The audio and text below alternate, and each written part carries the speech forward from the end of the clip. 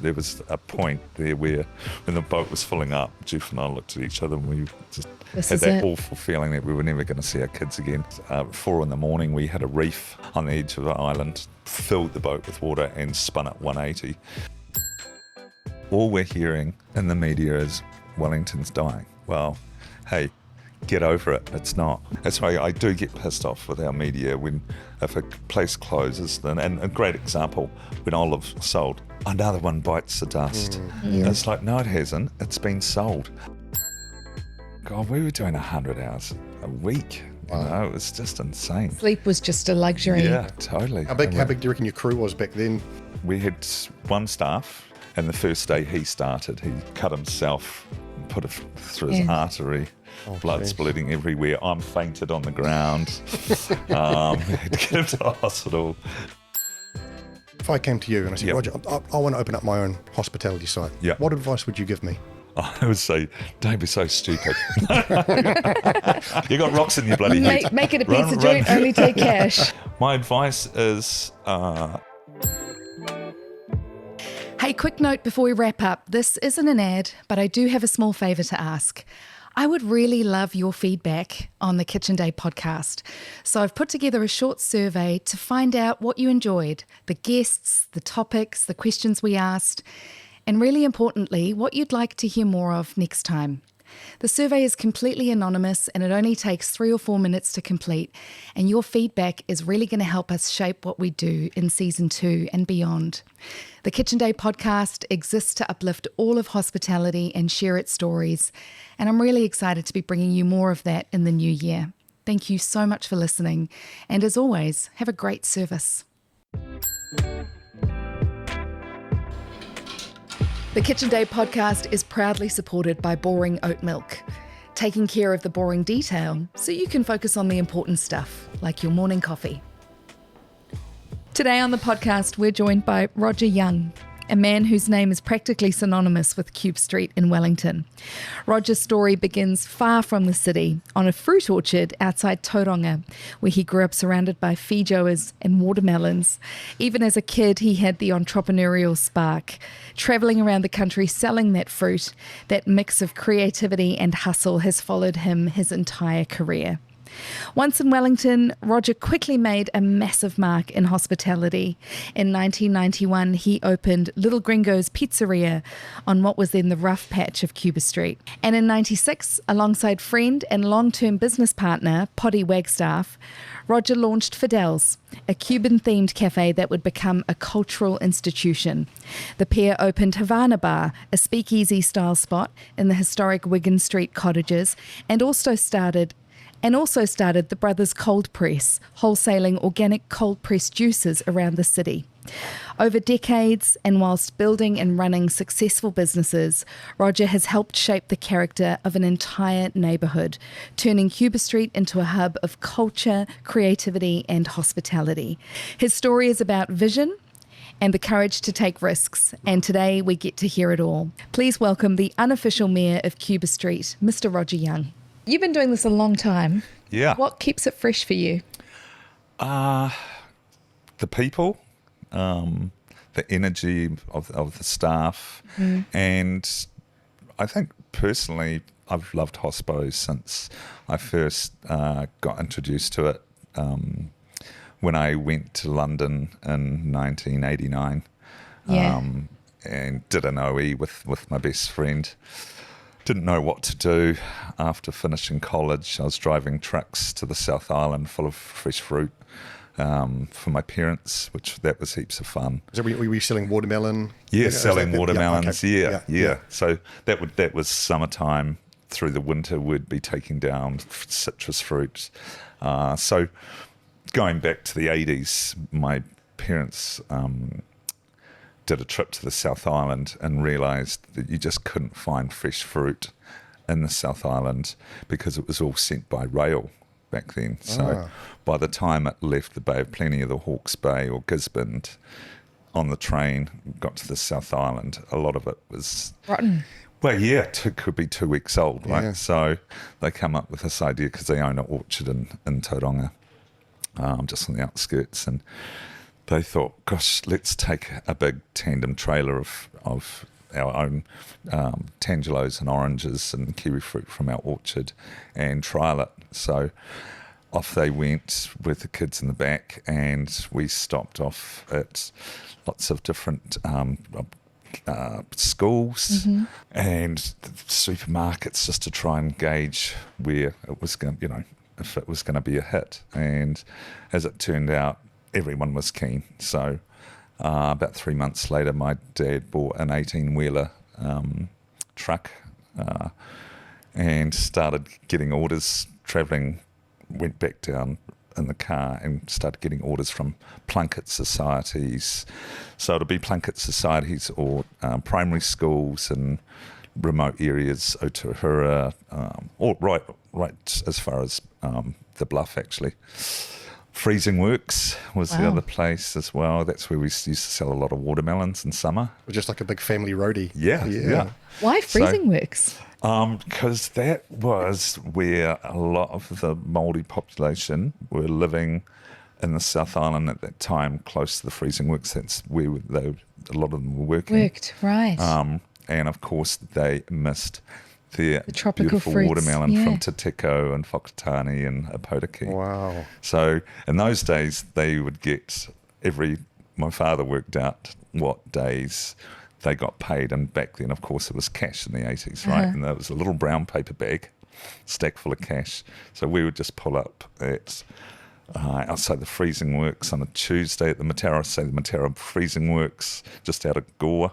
We'd pull up in the truck and just open the back full of watermelons on a whole lot of hay, all stacked up with a big sign selling watermelons for $1.50 a kilo, And we just had a big set of scales, and out come the brown paper bags, and they're just, wow, would be selling $50 worth of watermelons. So from there, where's the transition from selling the watermelons with the family coming into hospitality? How did it happen? Yeah, so that was kind of, we did that. Then I decided I want to go travelling with a good friend of mine. We were 18, so I'd been saving money from doing these trips and driving trucks for my dad through the kiwi fruit season, because you had to have $10,000 proof in your bank account to get a 2-year working visa for the UK back then. So, had my 10 grand and I was at a party one afternoon, and I said to a good friend of mine, Paula Goodall, I'm going to London.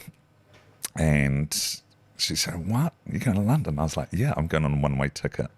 And I was chasing my girl, my first love. She had finished school. Oh, that old chestnut. And she had got a job as an au pair for a very wealthy family in South Clapham. So she'd said to me, come over, it's so much fun. And so, I booked my ticket, and my friend Paula rang me the next day, and she talked to her parents. She said, would you mind if I tagged along? And I was like, I'd love you to. That'd be awesome. Because I was pretty freaked out to be going by myself. Yeah. So, we booked, and we went to Hawaii on the way, and then to Vancouver and British Columbia for a month on our way to London.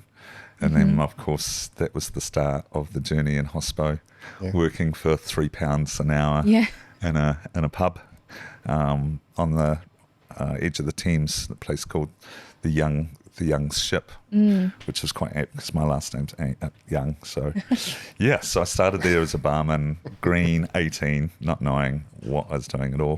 But I was just pouring pints, and slowly sort of worked up. I think they had about 50 staff. They had 4 different bars. They had a huge garden bar right on the edge of the Thames.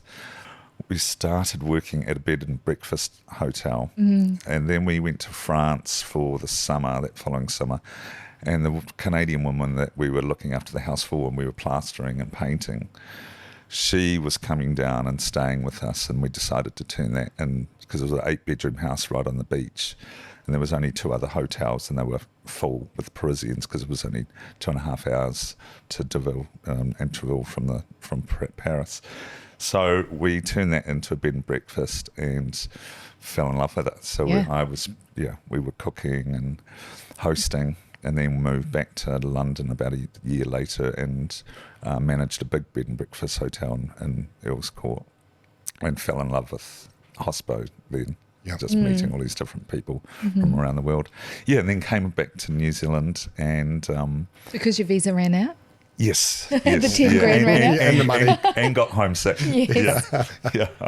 And I got fired. I got wrongly dismissed. Tell us more. Yeah.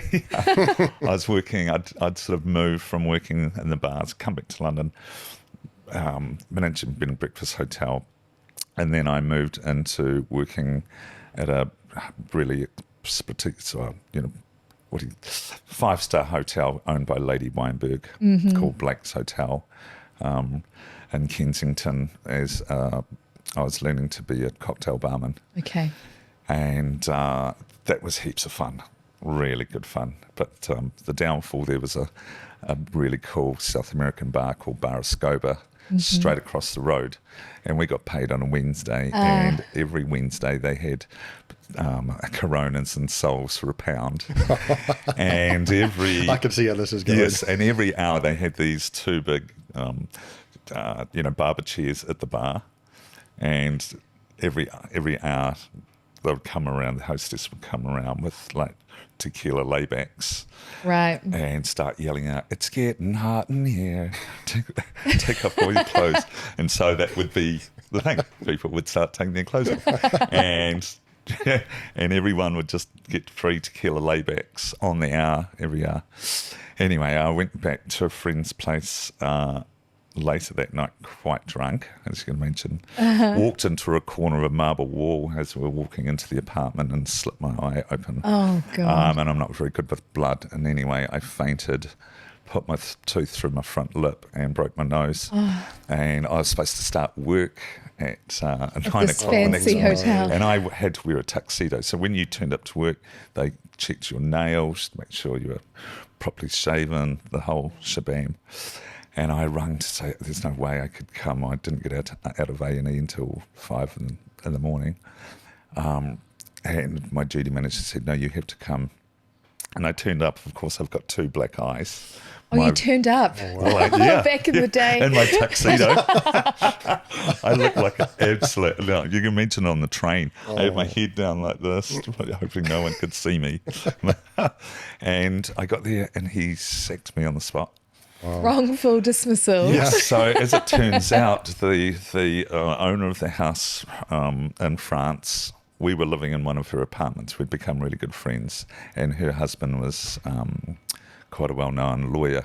Oh, handy. And so next minute I know, a few weeks later, I'm working at a tennis club in London, learning to become a tennis coach because I'd played tennis all my life and competitively. So I was into that. I was loving that. And then I get home and there's a cheque for £2,500. Oh, yes. Yeah. So I was like, do I stay here? The winter's coming, or shall I go? And I was pretty homesick by then.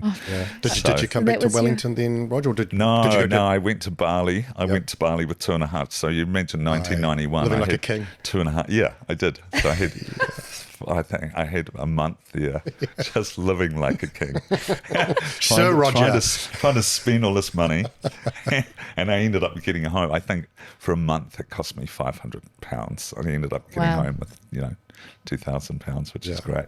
Cheers. So I got home and I started driving trucks again for my dad. And then I started growing watermelons myself. So I was filling up my own truck and taking it to the South Island and down to Taranaki, going all sorts, going to rodeos in the middle of the summer, motocross champs, just almost everywhere. like being on a permanent holiday. And there was lots of freezing works around in Taranaki as well. So that was, the mobsters, the mongrel mob, Black Power would just load up with $100 whole watermelons. Yeah, so I saved enough money and I've fast forwarded a little bit there. I helped set up a place in Tauranga, a restaurant and bar, for about 8 months, which is great fun. And then I'd met a lovely woman, Chantel Boyd, through the restaurant, and we got together. And anyway, she came on an excursion with me selling watermelons to the South Island, and her uncle owned Popper's Pizzas in Dunedin. Dunedin, iconic. Which is still there. It is still going. Is this the longest standing pizzeria? Yes. Am I right? Yes. Yeah. Giuseppe. Oh, amazing. And there's a really good story behind that too. But yeah, so we pull in to see him. It's orientation week, so there's university students everywhere, spinning up large, drinking, of course. And he had a spare section right next door to Popper's Pizzas. So I just pulled the truck straight up into the section, and we just sold watermelons off the back of the truck, and went to a few of the bars and did raffles, and sold watermelons. And we were staying with him, and every night at like 10 o'clock, he'd sit down around the kitchen table and just start counting the cash. And I was like, wow. This is amazing. This pizza business is quite lucrative. Yeah. So that got me thinking. I was like, wow. So on the way home, Chantal and I were, do you think your uncle would teach us how to make pizza? So we rang him, we got home, and he said yes, but as long as you don't open in Dunedin. You can open anywhere else. Yeah, so that was his market. So that was the model. That was where we were thinking, okay, great. We went and worked for him for a month for free, and saved some more money, and then started travelling the country looking for something similar to his model, somewhere close to a university. So we went to Auckland, Hamilton, Palmerston North, and then came to Wellington. And orientation week was kicking off here at Southern Cross Tavern. And Gary Clark had a crane over the garden bar of the Southern Cross, and he was doing all these drunk students, right? Sorry, Roger, I'm trying not to laugh. I can remember. I know what you're going to say. I can remember this. And he was taking people who were getting taken up on this crane and bungee jumping straight over the garden bar. Health and safety didn't exist in Wellington at this time. Oh my God. So you can imagine it. And the I don't know whether pelicans to of be... spews when people were going back up and spewing over everyone, and everyone's cheering. It was just like, oh my God. And I could just remember leaving there at 11 o'clock, and the bell would go off because he had the public bar at the front as well then, and he had an off license. So you had this crazy mix of the public bar was basically run by the Black Power.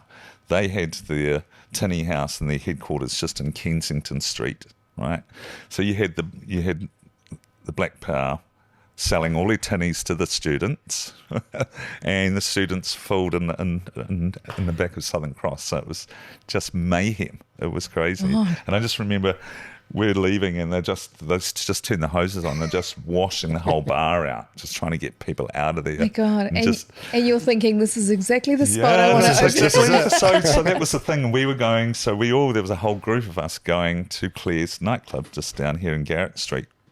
And I just remember walking past Little Gringo's, where Fidel's is now. Yeah. And that was all boarded up, and it had a for lease sign.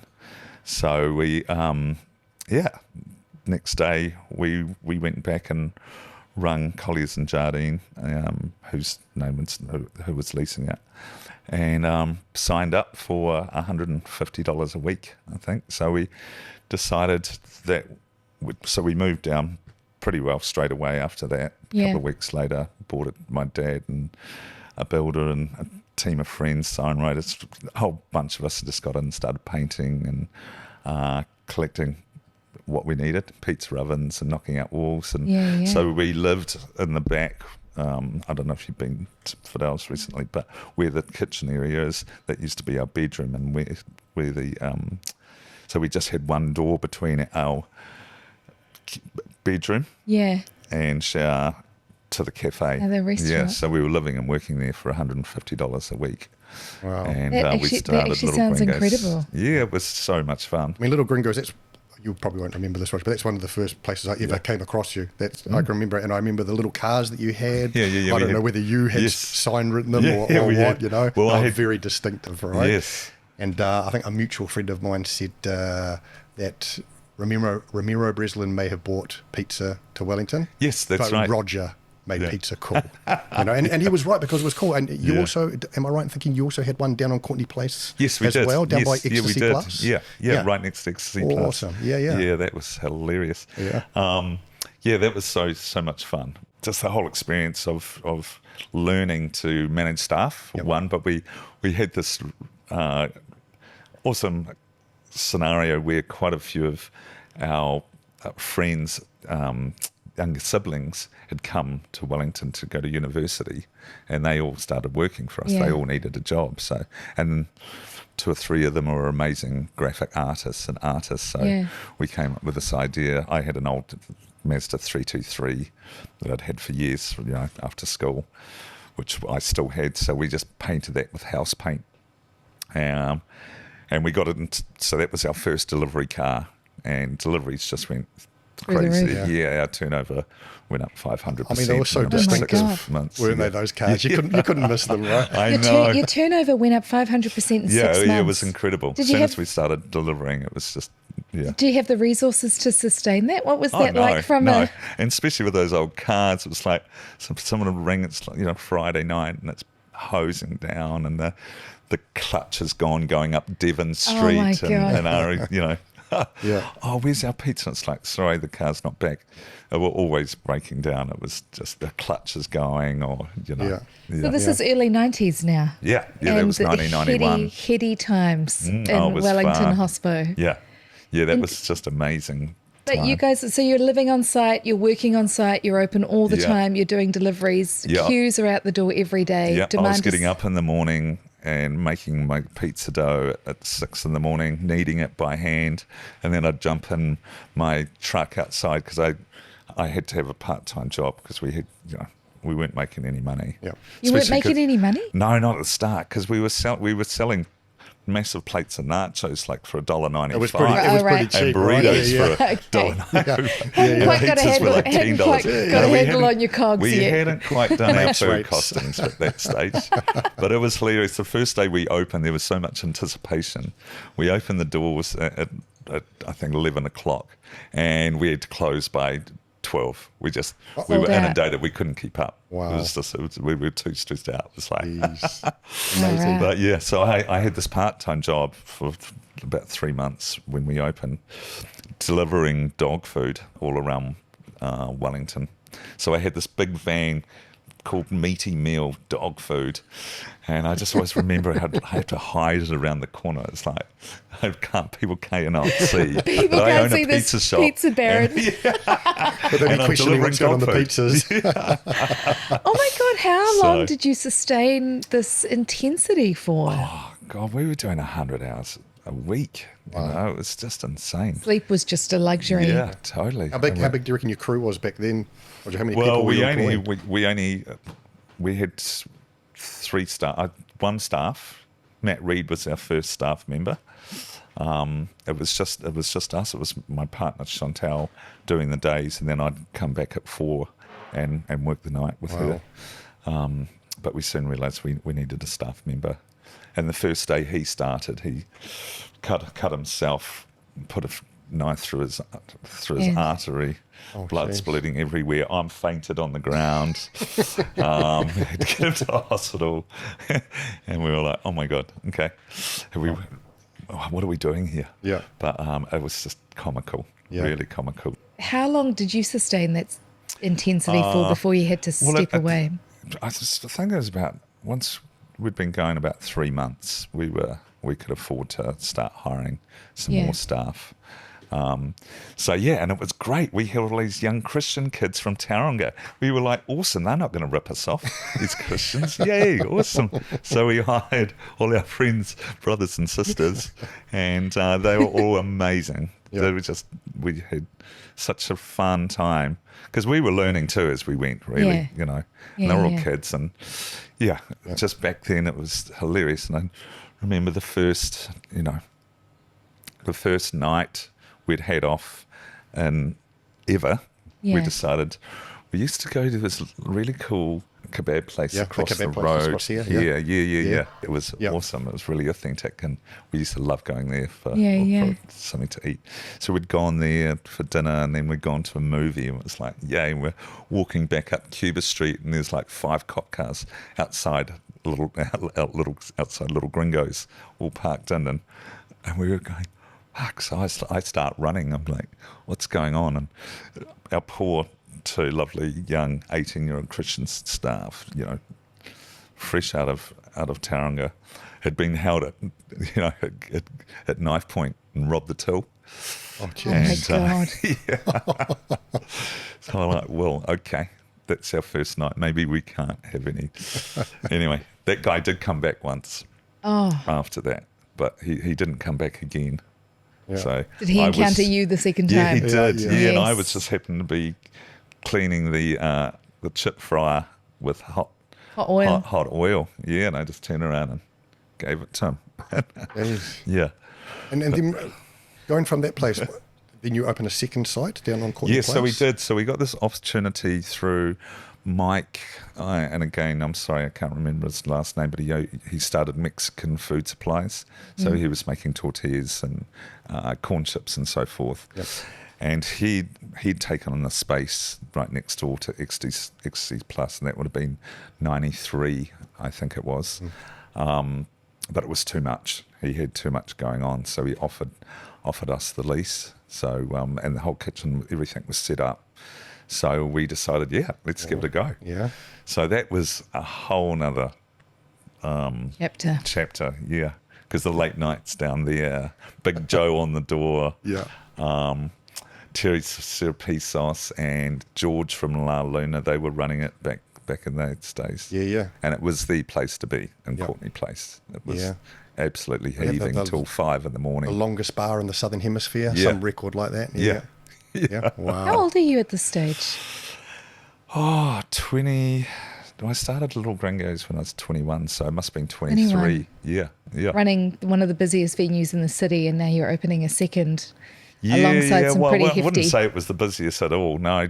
All right. Let's take a moment to thank our sponsors. The Kitchen Day podcast is proudly supported by Upstock.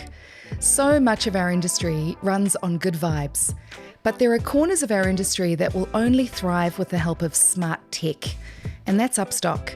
If you buy or sell wholesale, Upstock is a game changer for your business. It has all of your invoicing, ordering, payments, and logistics in one place. You are going to save hours in your day. To find out more, head to upstock.app. All right, and now back to the chat. The busiest place in Cuba Street was, hands down, was Midnight Espresso by Jeff Marsland and Tim. That place was just cranking. Popped, yeah.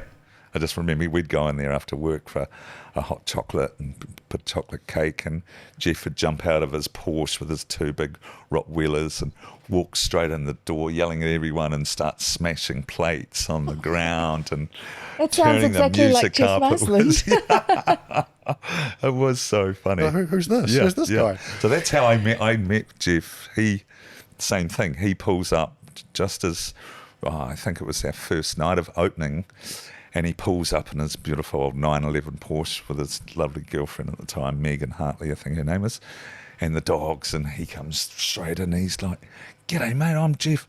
I've got Midnight Espresso, the busiest cafe down the road. You've got balls opening up here. No one comes up after dark up this part of the street." And they literally didn't. They got to that corner And stopped. because No one dared Turned venture around. past.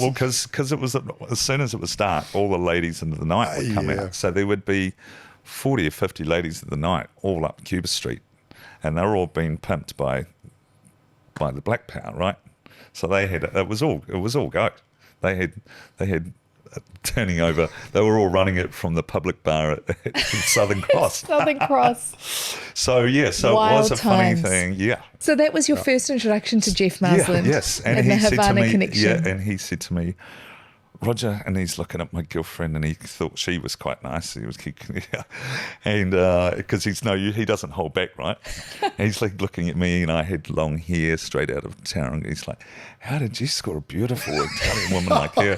Within 2 minutes, he knew, her star sign, and it was just so comical. And then, of course, we started going down there and got to know him, and from that day he became one of my best friends and my mentor, and I was best man at his wedding. His lovely wife Lizzie is a really good friend of mine. Which is another story again. That's how they met. She was working for us at the time. Oh, wow.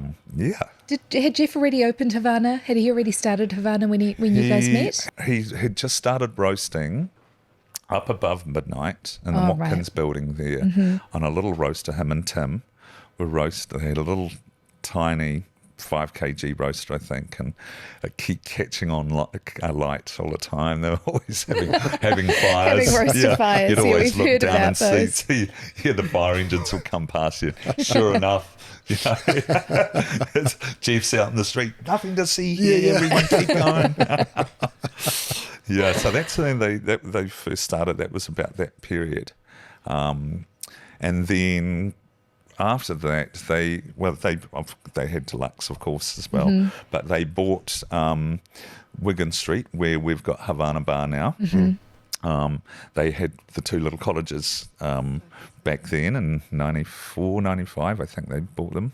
And it just happened, my cousin owned there was a 3rd little cottage right next door, a green one next to Havana Coffee, and it was owned by my cousin, and there was some people living at the back, and I had the front garage, and I was selling Phoenix ginger beer as a side thing. As a side hustle. Yeah.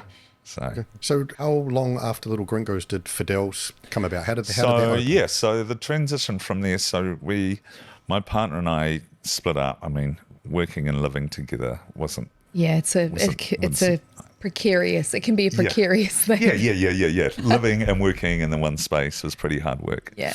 I ended up. She took the one in Courtney Place, and I held on to Cuba Street, which was all amicable. Which was great. And then it was about a year later, I doubled the size of the cafe. Of course, moved out and made the pizzeria twice the size because we were growing. After the big, the first spurt, we were growing, 100% year on year, which was awesome. I think I had about 20 staff by that stage, and we were open from 11 o'clock until 11 at night every day. And then Gary from the Southern Cross had Burger, Wisconsin, because he had just remodeled it. I think he called it Zebo's back then. Zebo's, He'd done a huge outfit out on it, and he had Burger, Wisconsin working out of inside at the bar. He decided he wanted his own. He just saw Little Gringos as a perfect fit to be in the bar. So he ended up approaching me one day and asking me if I was interested in selling. And I said, well, yeah, the money's right. So he came back the next day with an offer, and I couldn't refuse. And I was like, great. So we ended up moving. Burger, Wisconsin, we're actually going to move into where Little Gringos was. But they sort of pulled out the last hour of a takeover. So basically Little Gringos moved into the Southern Cross. Gary also bought Pizza to You at that stage, and I think he may have bought Bogart's, which is interesting because Bogart's is still going 30 odd years. I don't know if you've tried a Bogart's. I haven't eaten a Bogart's pizza in a long time. They still look the same. Do they? Yeah. Wow. They're operating out of, they're still up in Brooklyn.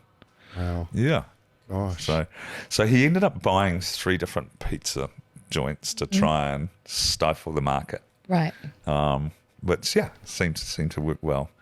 And then I went overseas to South America and got back, and my landlords wouldn't let me out of the lease. So I still had 2 years left. Right. So I was going through my cash pretty quick. So I was like, wow, what do I do?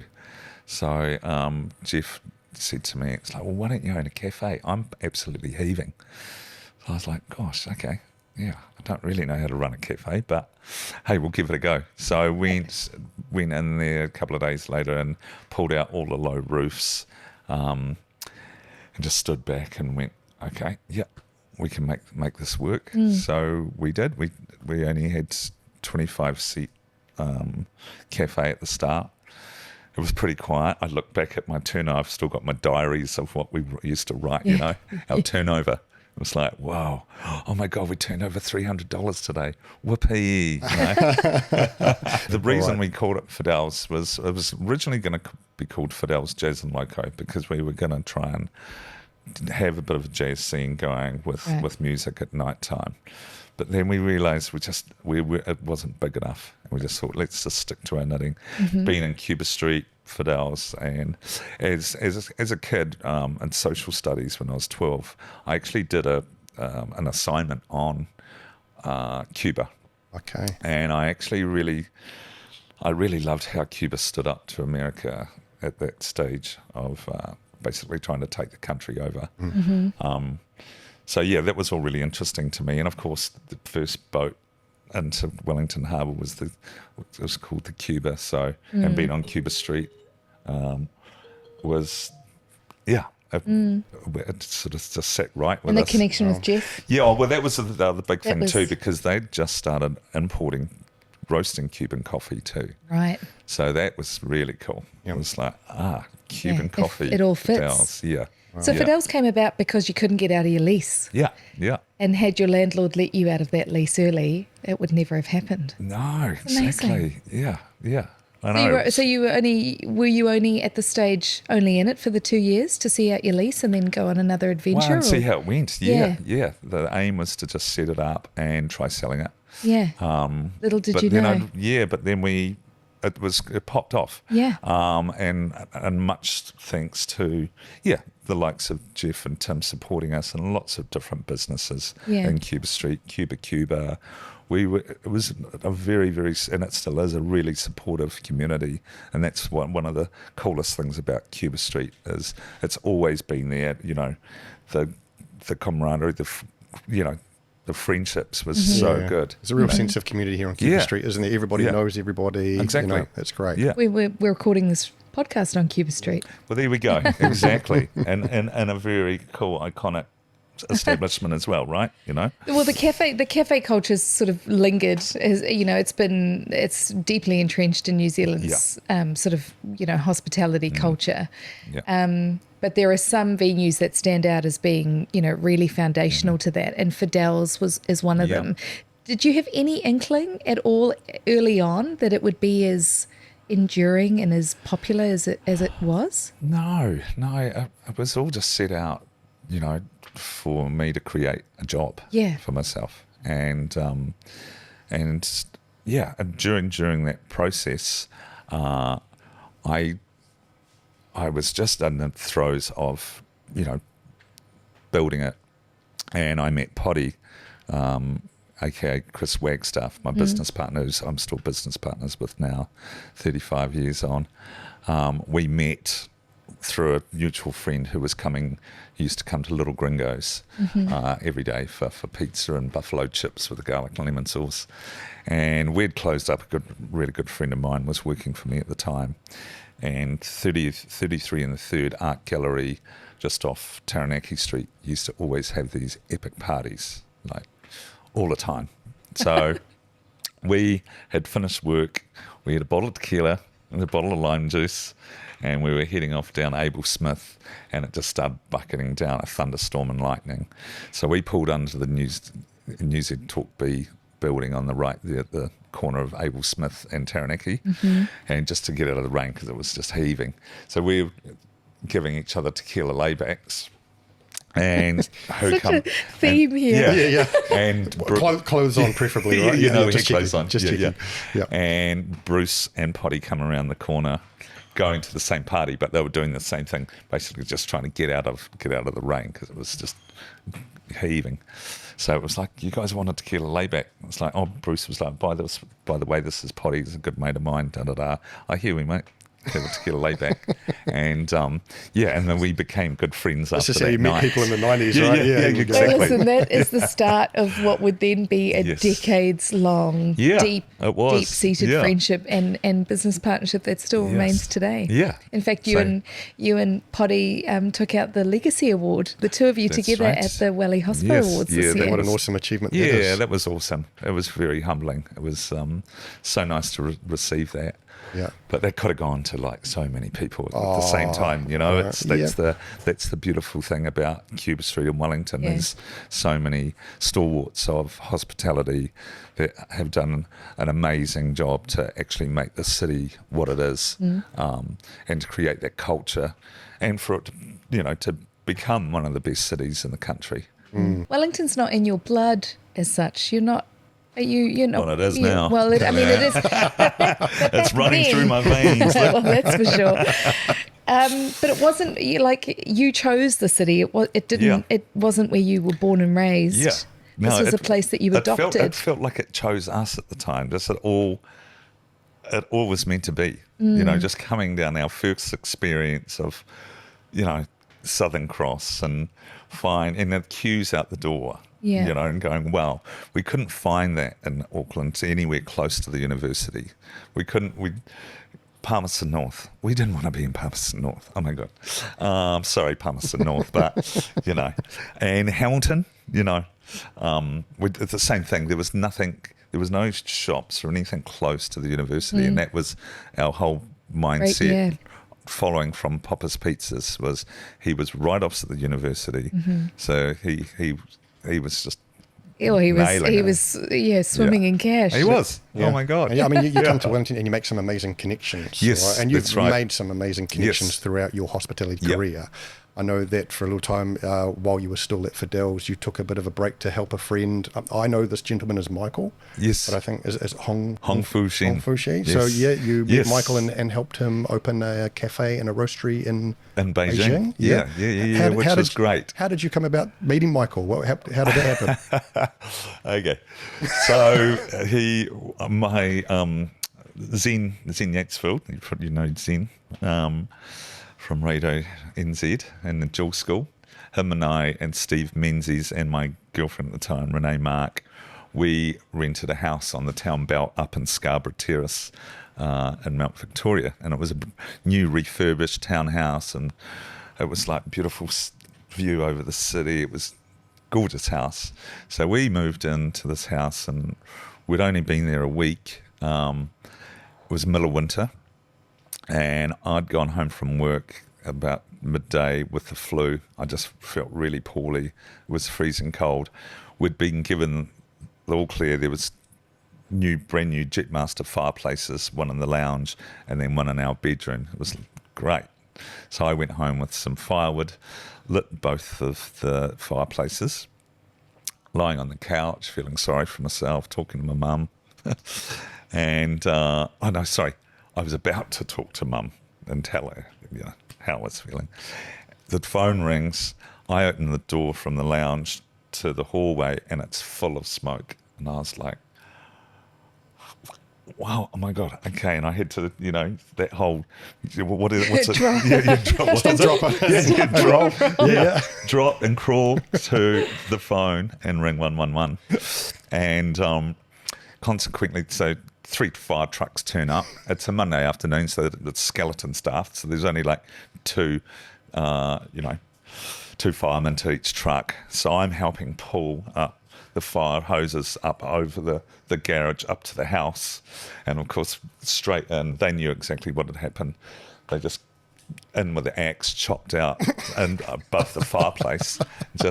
And what had happened, this guy Hong Fu, who became a very good friend, he had just bought the houses from a family who had done the houses up. Mm-hmm. The council had signed off these fireplaces, but they hadn't put flues in them. So there was no flue out the roof. So I'd just gone, unbeknownst to me, I'd caught the whole house alight. Yeah. So the whole inside of the house was on fire. Oh and he turns up in his Jag, like, it's cool, it's calm. He's like, and I'd never met him because we got the house through Quinnovic, right? And he turns up and he's, I'm your landlord. What's going on? I'm like, hi, I'm Roger. Get on the fire, get on this hose, would you? And he started helping us. He's like, what's happening? And I was like, well, I'd lit the fireplace and it was all legit, you know. This is the very first time you've met him. So I met him. Oh my yes. God. So anyway, we became, unbeknown to me, but his wife was a Chinese herbalist just along from Fidel's and the old flats, Art Deco flats on Cuba Street.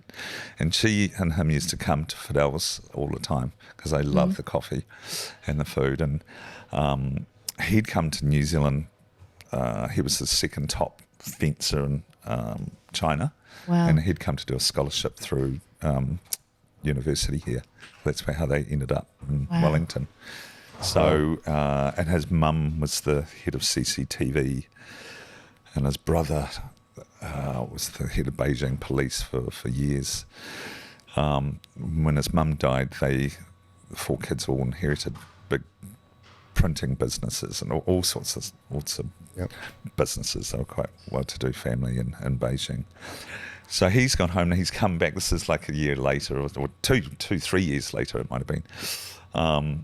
Hence, we stayed on the house though, which was great. And at the There was still some left of it, rent, which was awesome. I think we were paying like $500. It was all of a sudden $250 for all of us. It's like until it got fixed, and it took a long time because it was in the court. So we were quite happy. Yeah. The only bugger was we didn't have a fireplace. But anyway, so fast forwarding, I get it.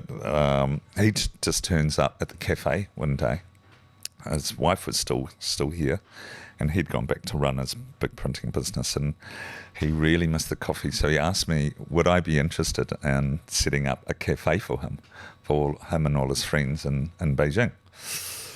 So I was like, so I rang Jeff. I was like, what do you reckon about this? He wants me to go and set a cafe. He said, okay, on one condition, that you take me too. And so within a couple of weeks, they flew us to Beijing. Wow. And I remember getting there off the plane at 11 o'clock at night, and it was so foreign to us, and I just remember the smell, and it was kind of crazy. But they drive us into town, and of course there's a brand new, not 5-star, 6-star hotel, as they do in China. 6-star hotel just opened, and we were only opened that day. So we were like, there was us and about 100 people staying at this gigantic new hotel that had just opened with all his staff. Just remember, Jeff, you know what Jeff's like, walking in and there's about 50 staff there to greet us, and he's just like on and off he goes. And of course they can't understand a word of English. The next day he takes us to the venue that he's, unbeknown to us, he's already taken the lease. So we thought we were going up to find a place with him. Just to look. But of course he'd already taken on, he'd bought the lease for 2 cafes, I think, and they were in a place called Silsway, which was like a 10-story department, rip-off store where you went and bought all your rip-off Nikes and so forth. It was the hub for all the tourists to go to. Mm-hmm. So there was just buses pulling up every day. And he's got 2 cafes on the ground floor with, Ali and Lavazza right next door. Yeah. And so we thought we were going to open a cafe just for him and his friends to go to, but it turns out he wanted to make money out of it, of course, too. Wow. And he wanted to be on show. So, yeah. Did you speak any of the language? Was that a big culture shock for you? You did. After you'd had 3 shots of Chinese gin, you were speaking every language. That's how they do it. You'd go out for lunch and it would be like gambay, and you'd be drinking, Baijiu, which is the horrific Chinese gin, which is 50% proof. I believe you can buy that somewhere down on Tory Street. Yeah, exactly. Yeah. They'd start before lunch. You had an empty stomach, and they'd make you have 3 shots before you'd start lunch. This was their protocol, God. And all of a sudden you're absolutely flying before you've even started lunch, and you'd sit there and have these lavish lunches in your VIP room. So because I'd lay it all on for you, right? Yeah. And we had drivers, and it was crazy. Was it just you and Jeff at that time, or did you take any other Wellingtonians just with Jeff you? and I for that initial trip. And I always loved telling people the story how we got there in the morning. Same thing, low ceilings, and there's a partition between the two cafes, and we're trying to stand there, trying to visualise what it's going to look like, right? So we've got these grand plans, but we're like, Hong Fu, we really need, the wall's gone, we need it to be a clear space so we can start putting some masking tape down and getting a visual of how we want it to look and work. Mm-hmm. So that was like after the boozy lunch, we were half pissed, right? We're very pissed, but, can we get this roof out? Awesome, so we can visualise. Next morning, we were picked up at 8 o'clock with the most horrible hangover. And we pull up and it's all gone. It's absolutely clear. The space is, this is within, less than 12 hours. They had a team there and then made it happen. Wow. We were like, wow, imagine if things could happen like this in New Zealand. Oh, right.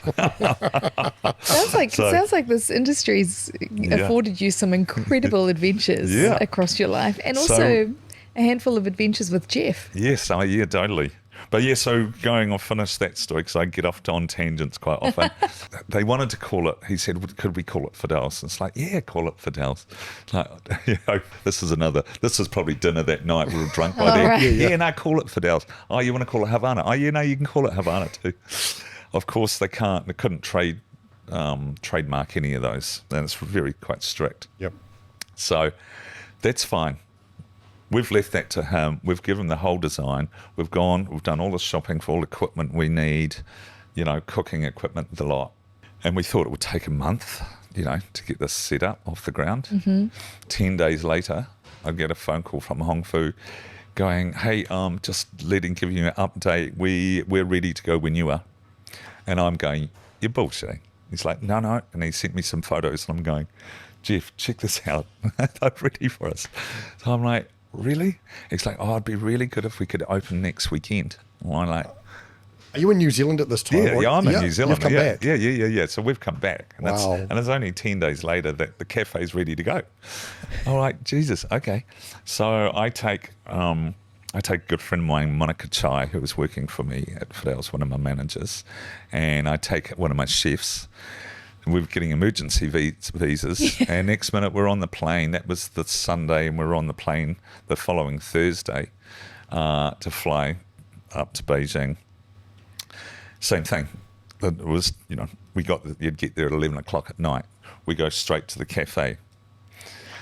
Big neon signs right across. Amazing. And guess what it was called? Fidel's. Cafe Lafare. Oh, no. So he had basically just gone. He couldn't call it Fidel's or Havana. Oh, my God. And he was like, fuck, I really want to. I want a New Zealand. So he missed this key thing out. He did not tell us this, right? So we get there. The big neon sign, it's Cafe Lafare. I'm like straight on the phone, Jeff. It's like 4 a.m. back here, right? 4 hours difference, we're ahead. You're not going to fucking believe this. He's like, what? I said, he's called it Cafe Lafare. He's like, no, get on the plane now. Get home. How are we going to explain this to Jeff Kennedy? Who owns Cafe Lafare, the original. He did it then too. How did that go down? Oh, mate, it was he saw the funny side of it. Jeff Kennedy saw the funny side. Yeah. But we'll just pause for a minute to thank some sponsors. The Kitchen Day podcast is proudly supported by Dropper. Dropper takes the chaos out of scheduling with smart, skills-based rostering that helps you get the right people on at the right times. Less stress, fewer shift swaps, and way smoother service. If you run a busy team, Dropper will save you hours every week and a whole lot of headaches.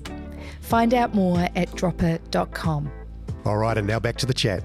So I'm in Beijing, getting this cafe. I'm going, Mike, we just can't do this. We can't be calling it. We can't call it this. I've just bought 20 kg of Havana coffee up in my luggage, and you're selling, you're calling it Lafare?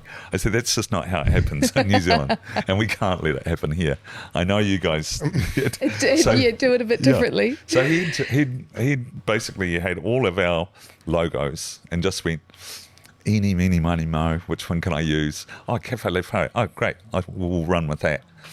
So, that's what happened. And I had to pull Jeff down off the cliff. I was like, that's okay, bro. Like, we'll get this sorted.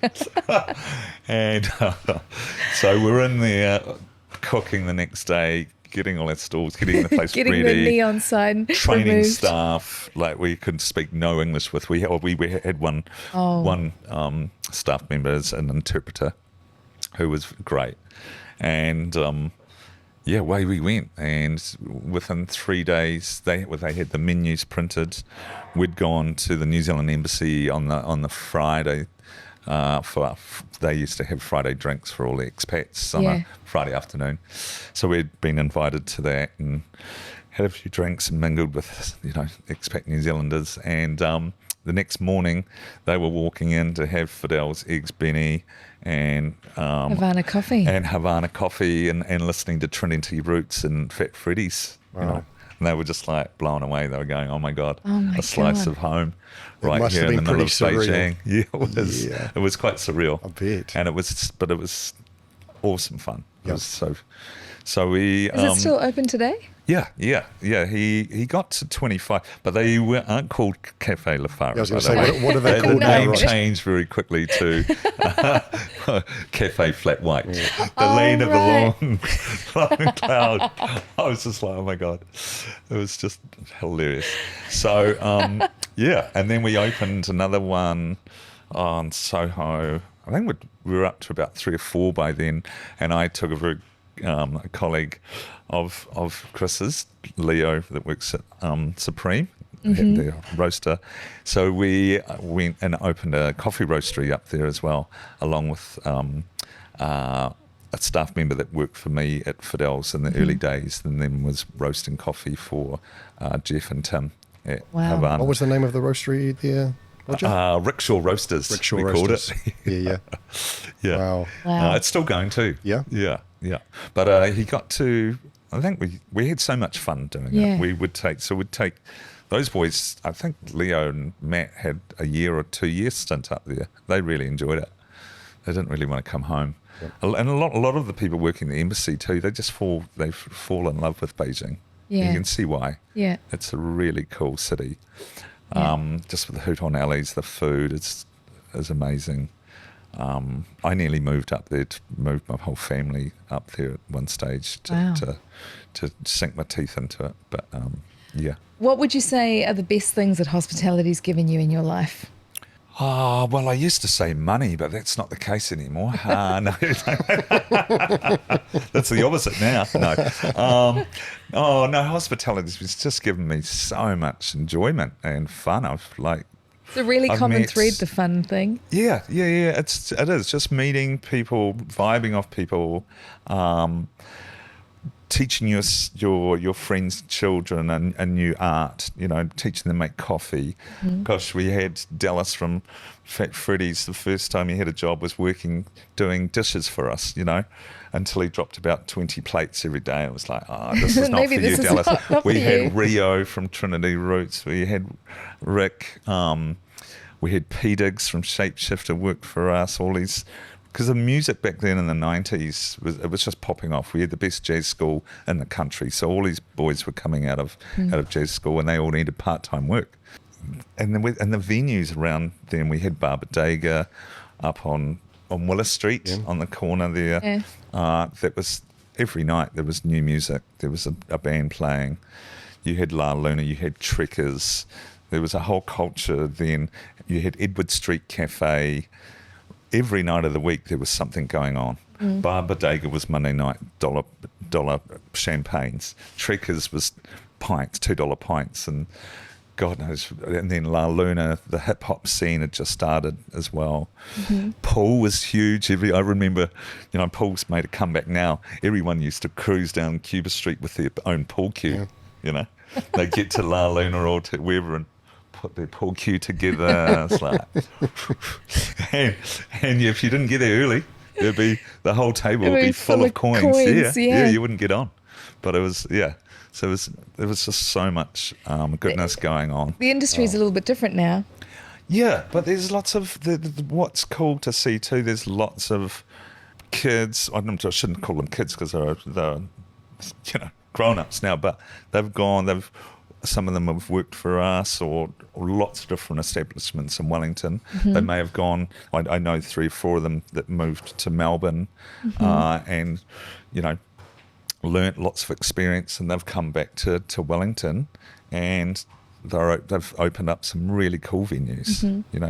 Cosmo, with Regent. You've got Jessie that's just opened Dilly Dally. I mean, the food's phenomenal down there. We literally had it for lunch right before you arrived. It's so awesome. And the guys, Fred's Sandwiches, Rams. All these boys have all moved back from overseas and applying their trade here, which I think's awesome. I don't think that's the best thing Yeah, Wellington definitely feels like after a very years long winter in hospitality, it feels like it's coming back to life in a big way. Yeah, and it will do, and it was always going to, but we've since COVID, we just, it was I hate using this, but the perfect storm, right? We just, all of a sudden, most people's turnover halved, interest rates tripled, and inflation, the cost of living. So all of a sudden, perfect storm for this industry. And people working from home just absolutely nailed us all. Yeah. And it has been really, really tough. We've seen a lot of closures in the last couple of years. The public sector just got hammered by the national government. And some of that had to happen, but they didn't need to roll it out how they did. They could have just staggered it because they just basically ripped the guts out of it overnight. It was brutal. Immediate shift. Yeah, and everyone I talked to in the industry, and I talked to a lot of people, this last 2 years have, has been very hard mentally, because you're trying new things, but it's when people haven't got money to spend, they just don't go out. And also, if you're trying new things in the pursuit of survival, as opposed to trying new things for creativity's sake, that's 2 very different motivations. Oh, totally. Yeah. I mean, you've been in the industry for a very long time, Roger, and you just kind of touched there, the last couple of years, they've been mentally trying, for everybody, right? What are some of the things that you do outside of work to try and, to rest and recharge? Well, I first of all, I started just getting drunk every day, thinking that was helping. How's that going for you? I quickly worked out that wasn't the right thing to do. Not the answer. No, I love sailing. I've got a boat. I love my water sports. That'll be a nice little segue into my next question. You guys have any interesting boating experiences or anything? Yeah, got one of those or 2. But yeah, Jeff and I embarked on a trip to take a good friend of his, and now mine, Pete McLean, his beautiful 60-foot oyster to the Fijians up to Savu. So he'd bought this boat in Portsmouth in England about 5 years prior, and him and Jeff every summer, European summer, would sail it a certain way back to New Zealand, and then they finally got back here after 5 years of coming down through the Panama Canal and the Galapagos. So these guys have sailed all around the world and very accomplished sailors. So I got offered to go basically because none of them could cook. So I really just got invited because I knew I could cook. Yeah, exactly. And Lizzie's wife, Jeff, was like, I'm not doing that again. Jesus Christ. And so it was one thing I always had a fear of being away from land on the boat. I don't know why so I thought this is a great opportunity to overcome that fear. Oh my God, yeah, Roger. Exactly. It's trial by fire, literally. Yeah. So that was fine. we get 10 days into it, and we kind of just caught the edge of a storm, a cyclone, and we were just going nowhere. We were massive swells, and it was quite demoralising. We were just, you felt like you were honing along, but with the currents, we weren't making much ground. So with 4 of us, we sat down. The captain, Peter, called a meeting and said, okay, look, because we were originally heading for Tonga, go swimming with the humpbacks, and then go from Nuku'alofa straight across to Savu. Quite an easy journey. But we got blown off, and we'd broken a mainstay in the storm. So we'd both been blown off course by quite a few nautical miles. So he decided, let's just set for Savu. So that's we were heading for, and we'd allowed like 2.5 nautical miles to go around a reef and an island called Tavana Aira, and we were flying along. It was a king tide, no moon, dark, and 4 a.m. we had a reef on the edge of the island, Tavana Aira, at 4 a.m, and luckily with the huge swell, we rode up onto the reef, and then the boat, of course, slumped to its side, and then the next wave filled the boat with water and spun at 180. So we were wallowing around in the cabin of the boat. Luckily, no one was up on deck because the wires from the mast just going crazy. Oh, they just broke, and they would have just decapitated one of us. There was so many things that we were so lucky about, and that was that one wave of not letting us that blew us all off the companionway back into the boat, and we were trying to, the boat's filling with water, but thankfully that happened. Otherwise, one of us would have lost our lives for sure. Yep. So anyway, we're just every wave. So they've given me the EPIRB. The captain's just yelling the coordinates to us to remind us, trying to fry it into our brains in case we all get lost.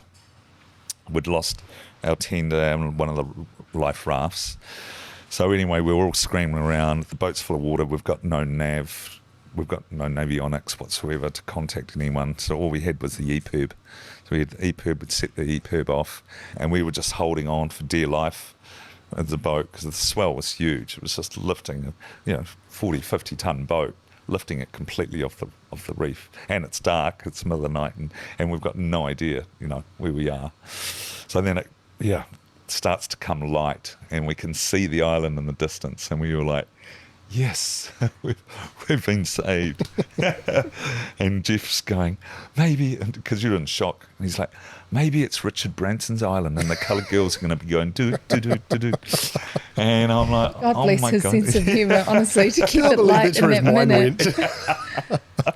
Oh my God. So it went from that to seeing these 3 little dots, like little, tiny little dots walking along the beach. And so we're setting off flares, more flares, and it was like they hadn't seen us because they keep walking along the island. And so not before long, Jeff's like, we've tied a rope onto him, and he's off in his boat shoes. Once the wave's gone, he jumps off the boat. He's walking along the reef trying to, wave these guys down. But at this point, we've lost 2 of them, and we can only see 1 person. So we knew there was life on the island. Yeah.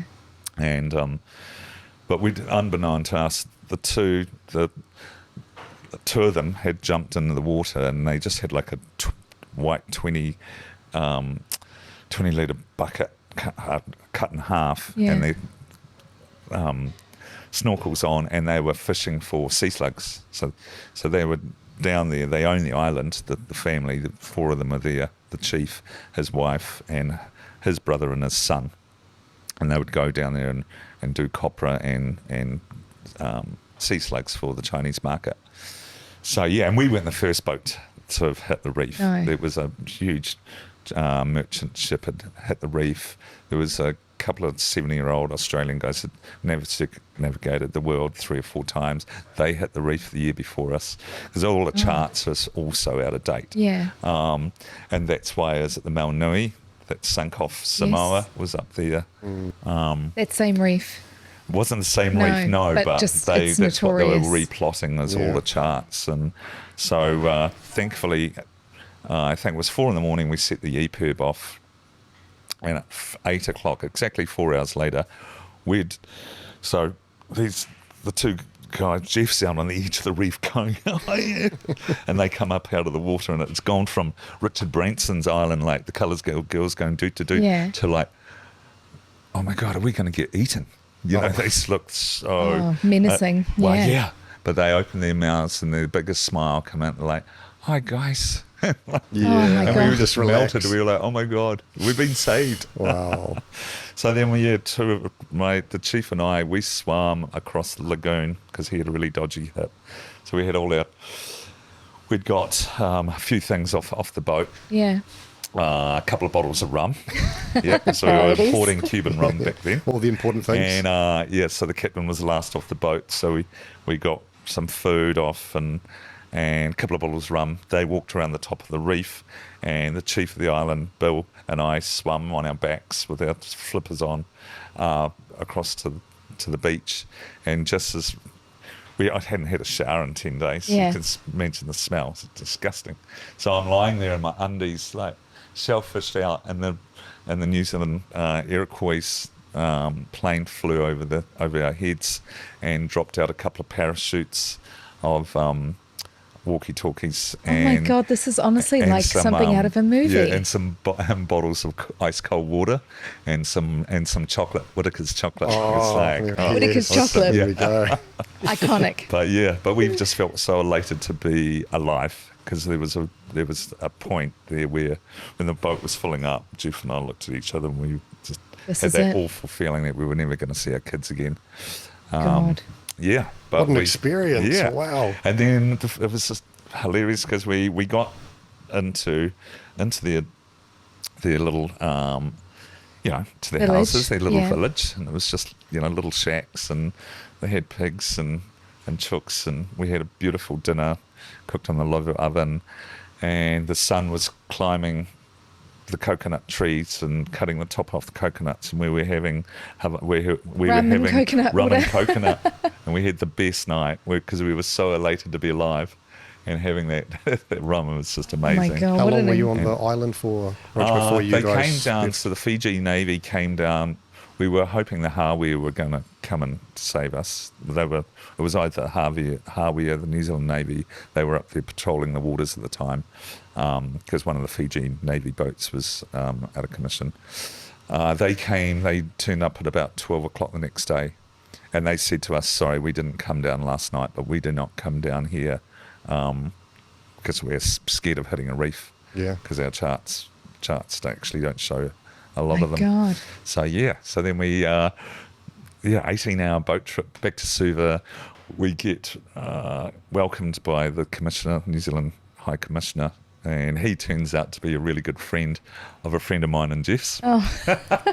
So he's like, welcome, and then we had to be interviewed by the Fiji Navy, for quite some time, 2 or 3 hours in this room, and there was no air conditioning, and it was sweltering. It was like, oh. And anyway, he checks us into a hotel, and we're standing there. Jeff's got of course, he's got the paper fresh off the press, and we're on the front page. Boaties from New Zealand have been saved, and I get this. There's a whole lot of people checking in to the hotel, and a friend of mine calls out to me. He's like, "Rog, what are you doing here?" I said, and Jeff goes, and Just been shipwrecked? and we'd just been shipwrecked. She's like, you're joking. Oh my God, that's you guys. We're up here shooting a movie about a shipwreck. Oh my So God. anyway, before we had even had a shower, we had the director and the producer banging on our door going, hey, can we buy you some drinks? We really want to hear your story. Wow. So yeah, It's And that amazing. was 2017? 2017, yeah, June 2017.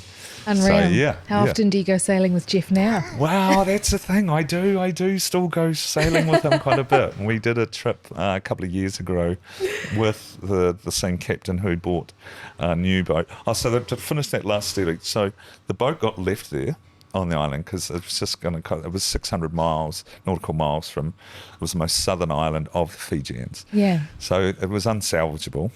So is it? And so Peter decided to leave the boat on the reef. Bill had got all the villagers to come down. There was like $10,000 worth of fishing gear on it. Right. He owns a vineyard in Marlborough, so he had a whole lot of wine. We had so much food.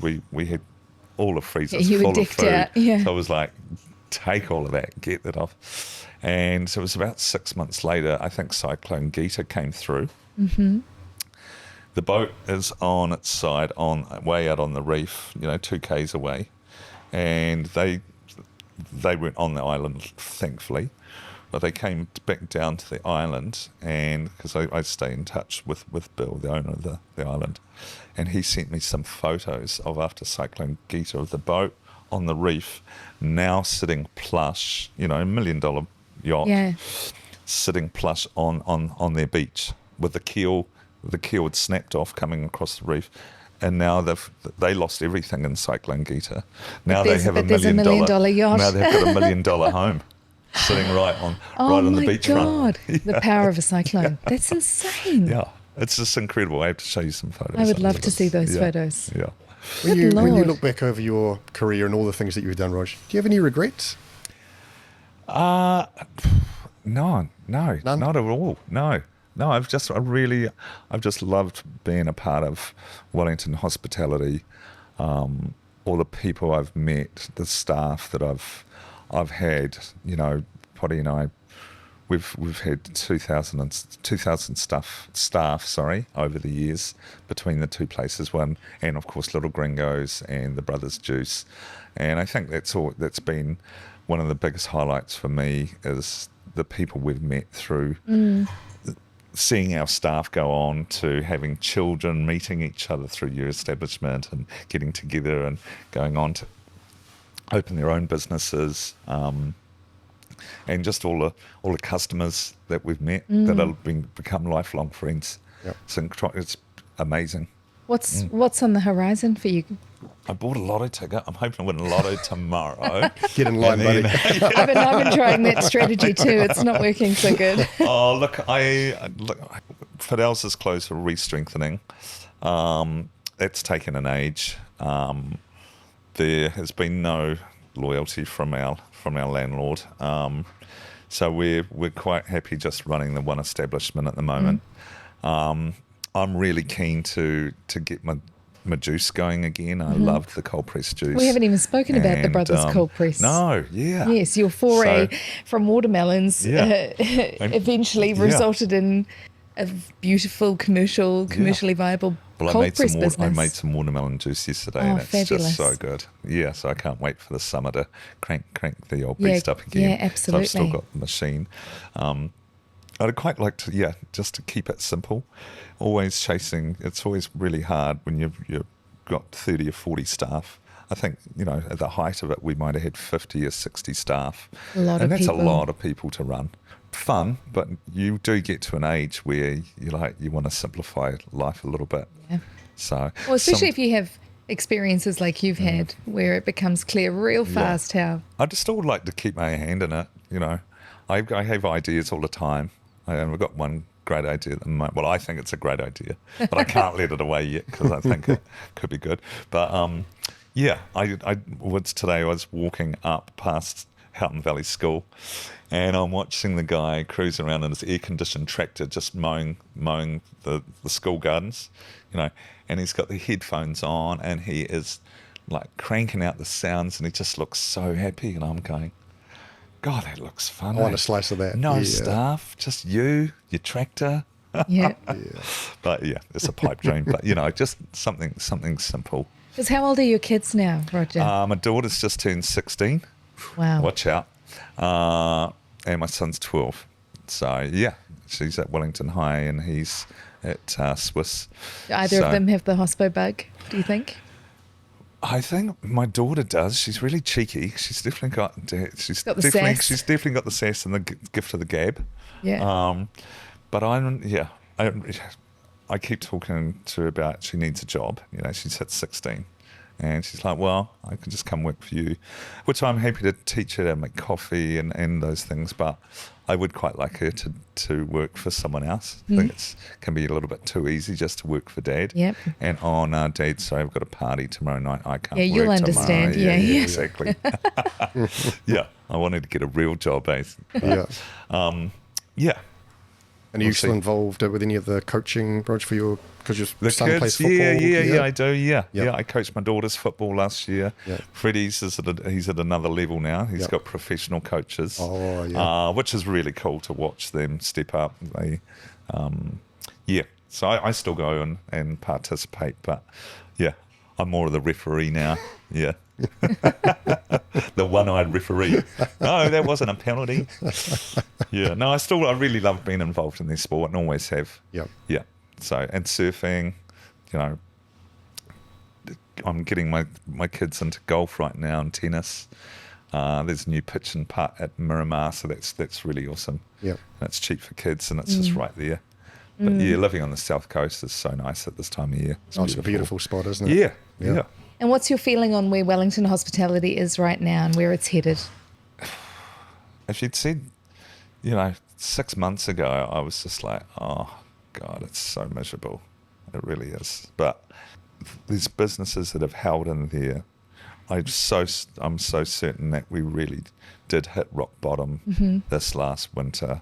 It is going to take a little bit to come back and get people back in the city, but we've got some good things about to happen, right? We've got the library about to reopen. We've got, it's taken an age, the town hall. Yeah, town hall for What else? sure. There's something else that's in the works pretty soon to open. So all those things are going to be a good positive spin for us. We've got I heard that there's a new taking over from homegrown. It's going to be bigger than homegrown. Well, that's exciting. In March or April on the waterfront. Incredible. Yep. So that's kicking off. That's straight after Cuba Duper. Oh, fabulous. So I think we just need a few more things coming back to the city. I was watching the Sevens on the weekend, just the highlights and Cape Town. Looked amazing, but I'm just going, nothing like Wellington used to be. And I think things like that are really important to have. Wellington was just banging on those weekends. So we just need this council to be spending more money in the creative arts. Sink some more money, give some more money to Cuba Duper. Don't be frightened to this road management thing. It's just killing us. We should be able to block off little streets, Garrett Street. Just more. We need more stuff happening in the city to just get people in.